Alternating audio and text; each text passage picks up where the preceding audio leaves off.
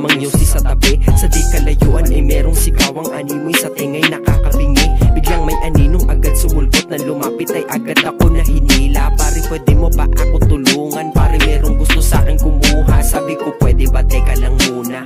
Saan ba ngayon nating punta? Di kumibo sa halip ay patuloy kami. Itsura niya di maipinta. Hinatak niya na ako dun sa loob ng isang barong-barong silbi niyang tahanan. Kapag umatok man yung kahit na sino ay wag mo buksan. Pwede ba kaibigan? Ako'y tumango.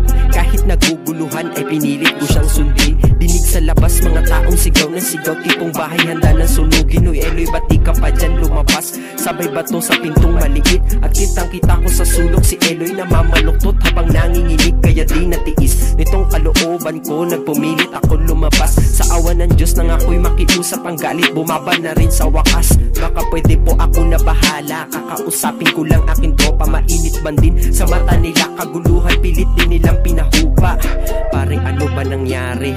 Baka pwede mo sabihin. Dahan-dahan siyang napatingin sa akin. Ramdam ko na tila hirap niyang aminin. Mga mata niya na namumula.